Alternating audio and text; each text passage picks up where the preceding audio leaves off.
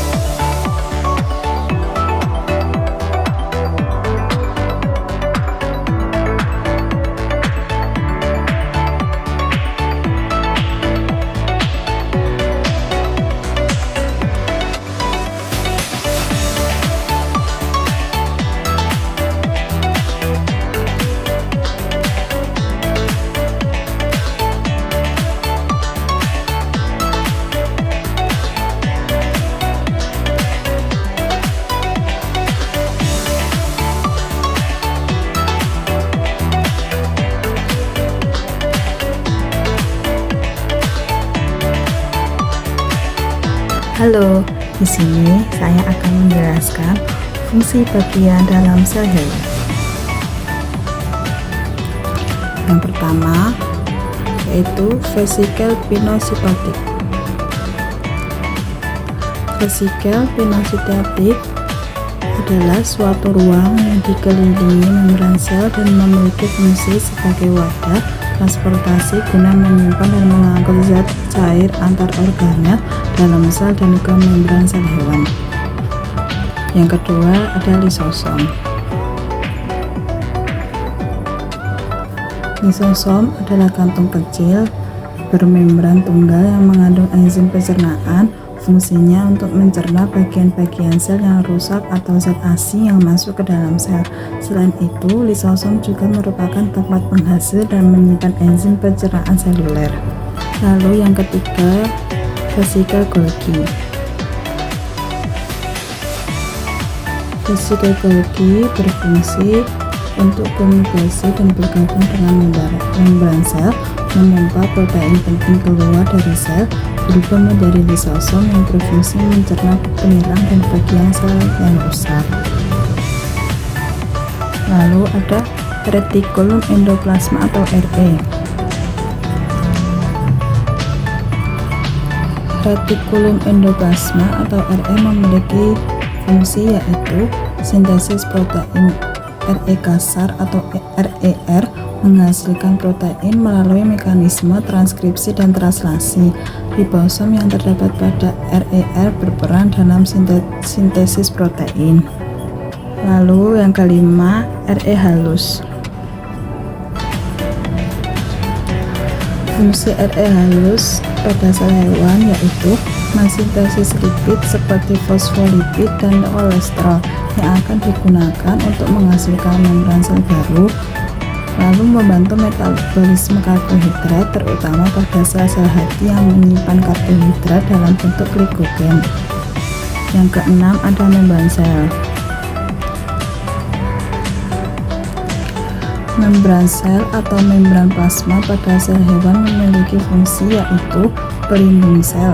Membran sel berfungsi sebagai pelindung isi sel agar keutuhannya tetap terjaga, menjaga selektif.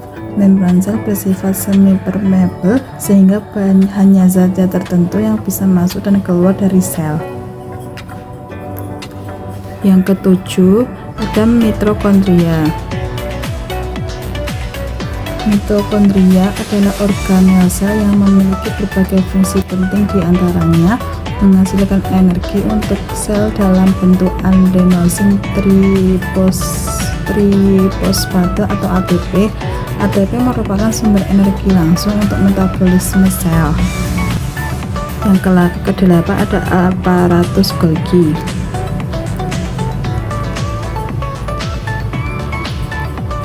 Aparatus Golgi atau badan Golgi memiliki beberapa fungsi pada sel hewan, yaitu memproses dan mengemas protein dan lipid.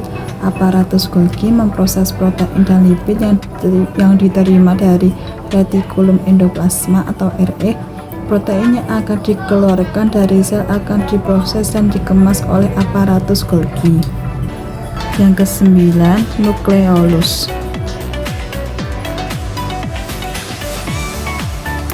Nukleolus memiliki beberapa fungsi penting dalam sel hewan, diantaranya menghasilkan protein. Nukleolus merupakan penghasil protein bagi hewan yang memiliki banyak manfaat seperti membentuk tulang, kulit, dan darah.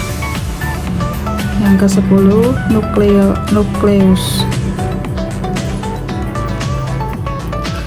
Nukleus atau inti sel pada hewan memiliki beberapa fungsi, yaitu pusat kendali sel. Nukleus berfungsi sebagai pusat pengendalian utama atau aktivitas sel, penyimpanan informasi genetik. Nukleus menampung genom sel sehingga berfungsi sebagai tempat penyimpanan informasi genetik. Yang ke-11 ada sentriol.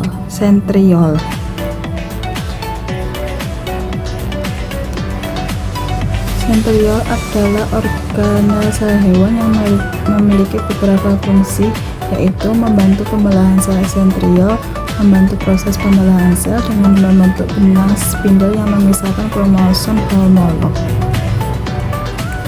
Yang ke-12 ada mikrotubulus. Mikrotubulus berfungsi untuk menentukan bentuk sel dan dalam berbagai gerakan sel, termasuk beberapa bentuk pergerakan sel, transportasi organel intraseluler, dan pemisahan kromosom selama mitosis. Yang ketiga, sitoplasma. Sitoplasma adalah bagian sel hewan yang memiliki fungsi yaitu tempat penyimpanan bahan kimia. Sitoplasma menyimpan bahan kimia yang penting untuk metabolisme sel seperti protein, lemak, gula, enzim, dan ion-ion. Yang ke-14 ada ribosom. Ribosom pada sel hewan menerjemahkan RNA untuk membentuk rantai polipeptida atau protein dengan menggunakan asam amino saat proses translasi. Ribosom terikat pada retikulum endoplasma kasar atau membran inti sel yang berfungsi sebagai tempat berlangsungnya proses sintesis protein.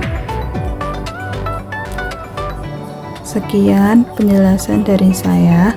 Wassalamualaikum warahmatullahi wabarakatuh.